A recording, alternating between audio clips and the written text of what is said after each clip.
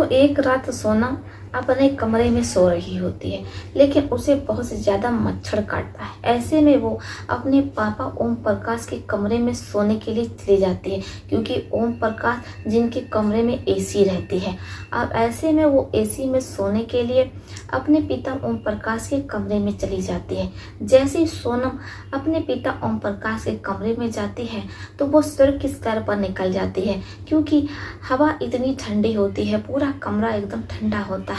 सोनम ठंडी ठंडी हवा में बेड पर अपने पापा के पास ही सो जाती है।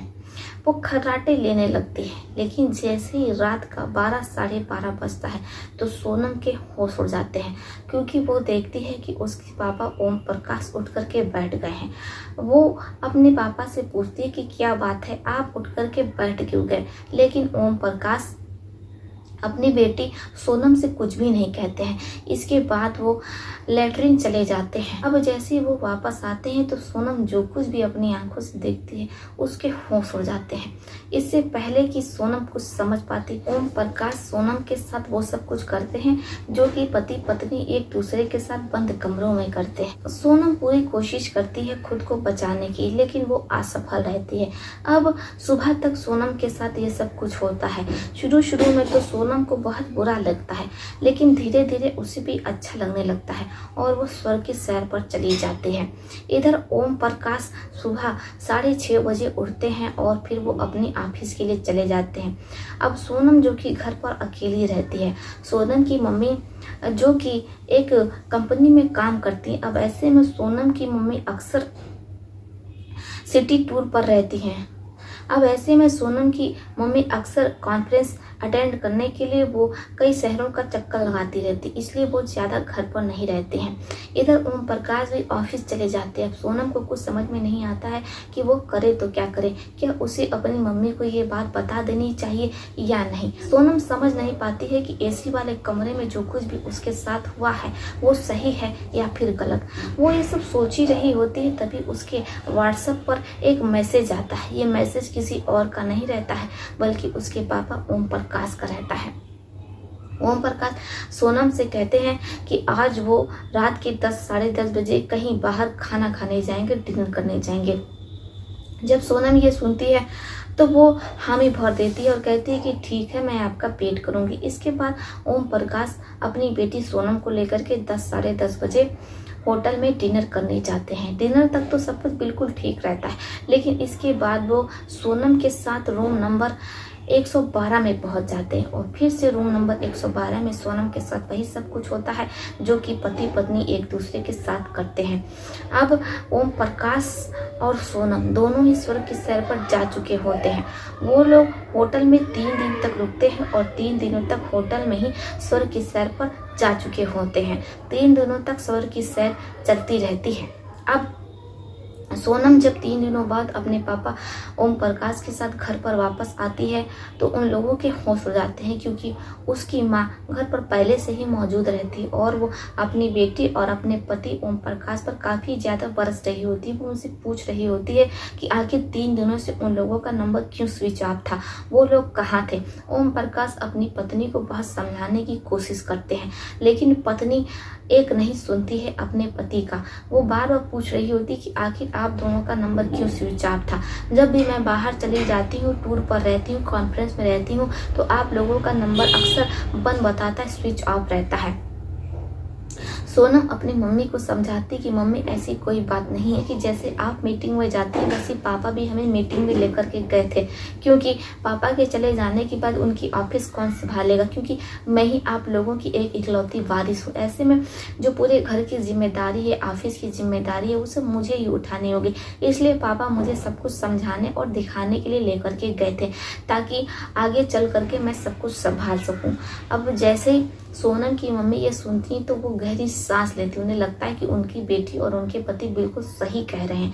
उन्हें इस चीज़ का बिल्कुल भी अंदाज़ा नहीं था कि उनके पीठ पीछे जब वो कॉन्फ्रेंस में चली जाती हैं तो उनके पति और उनकी बेटी एक दूसरे के साथ क्या करते हैं। अब ऐसे सोनम की मम्मी लीलावती, जो कि एक हफ्ते तक अपने घर पर रहती हैं, वो अपने पति और बेटी के लिए अच्छे अच्छे भोजन बनाती हैं। पति और बेटी दोनों लीलावती के हाथ का बना हुआ खाने का आनंद लेते हैं। लेकिन एक हफ्ते बाद ही सोनम की मम्मी लीलावती, जिन्हें कॉन्फ्रेंस अटेंड करने के लिए गाजियाबाद जाना पड़ता है, अब लीलावती गाजियाबाद में ही रह रही होती हैं। जैसे वो गाजियाबाद पहुंचती हैं तो अपनी बेटी को फ़ोन करती हैं, लेकिन उनकी बेटी सोनम का नंबर स्विच ऑफ रहता है। पति को फ़ोन करती हैं तो ओम प्रकाश का नंबर भी स्विच ऑफ रहता है। वो काफ़ी ज़्यादा परेशान हो जाती हैं कि आखिर माजरा क्या है। बेटी और पति दोनों का नंबर स्विच ऑफ बता रहा है। इधर सोनम अपनी माँ की परवाह किए बिना ओम प्रकाश अपनी पत्नी के बारे में बिना सोचे वो दोनों एक हफ्ते बाद फिर से स्वर्ग के सैर पर निकल जाते हैं, क्योंकि एक हफ्ते तक लीलावती अपने घर पर रहती। ऐसे में सोनम और ओम प्रकाश एक दूसरे के साथ स्वर्ग के सैर पर नहीं निकल पा रहे होते हैं। लेकिन जैसे लीलावती कॉन्फ्रेंस अटेंड करने के लिए गाजियाबाद जाती हैं, दोनों को एक हफ्ते बाद मौका मिलता है। अब दोनों एक हफ्ते बाद लसड़ फसड़ पसीने में भीग जाते हैं। इधर लीलावती, जिन्हें कुछ समझ में नहीं आता है कि आखिर माजरा क्या है, अब वो ऐसे ही लगातार अपने बेटी और अपने पति को फ़ोन लगाती हैं, लेकिन उन दोनों का नंबर स्विच ऑफ रहता है। अब वो बिना बताए गाजियाबाद से बिना कॉन्फ्रेंस अटेंड किए सीधे घर पहुंचती हैं। दरवाज़ा खुलाती हैं तो दरवाज़ा नहीं खुलता है। आधे घंटे बाद किसी तरीके से दरवाज़ा खुलता है तो उन्हें कुछ शंका होती है। लीलावती पूछती हैं कि आखिर आप लोग घर में दरवाज़ा बंद करके क्या कर रहे थे। ओम प्रकाश कहते हैं कि अजी आप कैसे सवाल कर रही हैं, आप गाजियाबाद से क्यों वापस लौट रही, आपकी तो मीटिंग थी ना, आपका कॉन्फ्रेंस थी। लीलावती कहती हैं कि आप दोनों के नंबर पर फ़ोन नहीं लग रहा था, इसलिए हमें कुछ सही नहीं लग रहा था, हम गाजियाबाद से वापस लौट आए। आप लोग कॉन्फ्रेंस की चिंता ना कीजिए, हमने दूसरी डेट ले रखी है, उस समय हम चले जाएंगे। लेकिन आखिर आप लोगों का नंबर क्यों बंद हो गया था। सोनम अपनी मम्मी से कहती कि मम्मी देखिए, हमारा और पापा का मोबाइल पानी में गिर गया था, क्योंकि हम और पापा वॉशिंग मशीन में कपड़ा धो रहे थे। अब ऐसे में दोनों का मोबाइल वॉशिंग मशीन में गिर गया था, हमने उसको चावल में रख दिया है, जैसे वो ठीक हो जाएगा तो हम खोल देंगे।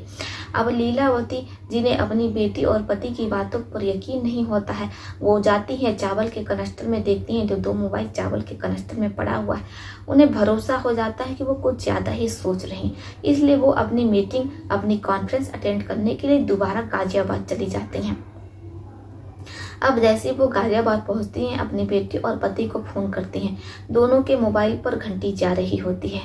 अब दोनों फ़ोन भी उठा लेते हैं। बारी बारी से दोनों लीलावती से बात करते हैं। लीलावती को लगता है कि वो झूठी शंका कर रही थी, घर परिवार में तो सब कुछ बिल्कुल अच्छा चल रहा है, उनकी शंका दूर हो जाती है। लेकिन इधर सोनम और ओम प्रकाश लगातार स्वर्ग की सैर कर रहे होते हैं। अब ऐसे ही सब कुछ चलता रहता है। 1 महीने बाद जब लीलावती अपने घर वापस आती है, वो तो देखती हैं कि सोनम का पेट काफ़ी ज़्यादा निकल गया है। वो अपनी बेटी सोनम से पूछती है कि बेटा आखिर क्या बात है, तुम्हारा पेट इतना क्यों निकल गया है। पड़ोसी देखेंगे तो फिर वो तुम्हें क्या बोलेंगे, अभी तो तुम्हारी शादी भी नहीं हुई है, ऐसे में तुम्हारी शादी कैसे होगी। सोनम कहती है कि मम्मी ऐसी कोई बात नहीं है, हम आलू ज़्यादा खाते हैं, इस वजह से हमारे पेट में गैस बनती है। और इसके बाद सोनम गैस छोड़ देती है। अब लीलावती, जो कि बदबू से परेशान हो जाती है, वो अपनी नाक बंद करती हैं और हाल में चले जाते हैं।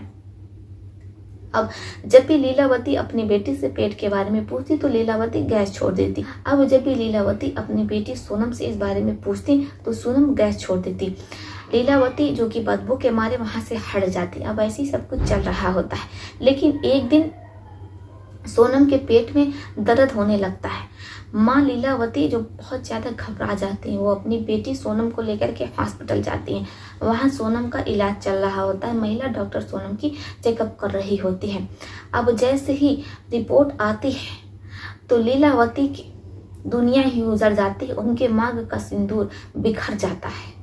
वो अपनी चूड़ियाँ तोड़ने लगती हैं। महिला डॉक्टर लीलावती को समझाती और कहती कि देखिए मैडम, आप परेशान ना होइए, आपकी बेटी सिर्फ पेट से ही तो है, इसमें क्या बड़ी बात हो गई। लेकिन लीलावती को पता था कि ये जो बेटा है वो उनके पति ओम प्रकाश का ही होगा, क्योंकि उन्हें पहले से शंका थी और ये शंका उनकी यकीन में बदल जाती। इसलिए वो अपनी बेटी को वहां से लेकर के आती हैं। अपनी बेटी सोनम से पूछती हैं, लेकिन सोनम उन्हें कुछ नहीं बताती है।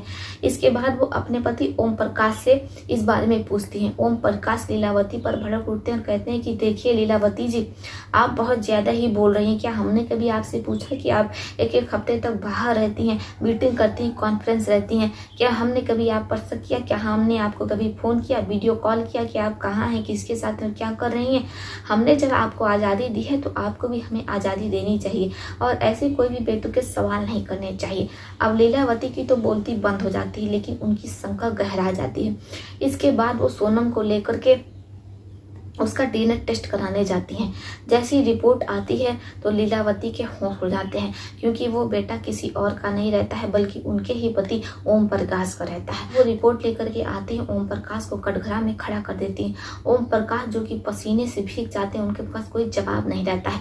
इधर बेटी भी चुपचाप बुद्ध बनी खड़ी रहती है। अब जैसी उन दोनों की पोल खुलती है, लीलावती उन दोनों को उनकी उसी हाल में छोड़ करके वहां से चली आती हैं और फिर वो ओम प्रकाश से तलाक ले लेती हैं। इधर सोनम के पिता ओम प्रकाश बदनामी की डर से आनन फनन में अपनी बेटी सोनम की शादी करवा देते हैं। अब जैसी सोनम की शादी होती है तो कुछ ही महीने बाद वो एक हाईस्कूल बेटे को जन्म देती है। ससुराल वालों को शंका होती है, लेकिन ओम प्रकाश दहेज से ससुराल वालों का और सोनम के पति का मुंह बंद कर देते हैं, बोलती बंद कर देते हैं। अब इतना दहेज पा करके ससुराल वाले सोनम को सराखों पर बैठा लेते हैं, क्योंकि ओम प्रकाश जिस लड़के से अपनी बेटी सोनम का रिश्ता तय करते हैं, शादी करते हैं, वो गरीब परिवार से रहता है। उनके घर ना तो फ्रिज रहती है, ना तो एसी रहती है और ना ही वॉशिंग मशीन रहती है। अब ऐसे में Om Prakash fridge, washing machine, AC उनके घर पर लगवा देते हैं, भिजवा देते हैं। ऐसे में ससुराल वाले ओम प्रकाश से और अपनी बहू सोनम से बहुत ज़्यादा खुश रहते हैं। अब सोनम का परिवार, उसके पिता ओम प्रकाश हंसी खुशी रह रहे हैं। आशा करते हैं दोस्तों कि आपको ये कहानी बेहद पसंद आई होगी। आपका इस पर क्या सुझाव है, आप अपनी राय हमें कमेंट बॉक्स में लिख सकते हैं। तो चलिए फिर चलती हुई मिलती हूँ आपसे किसी और कहानी में। तब तक के लिए आप अपने परिवार का ध्यान रखिए। आदाब, सत श्री अकाल, नमस्कार। दोस्तों, इस प्रकार की कहानी सुनाना हमारा कोई उद्देश्य नहीं होता है, लेकिन आप लोग इस प्रकार की कहानी सुनना ज़्यादा पसंद करते हैं, इसलिए हम आप लोगों के लिए इस प्रकार की कहानी, घटनाएं खोज करके लाते हैं और आपके सामने प्रस्तुत करते हैं। इसमें हमारा कोई दोष नहीं है।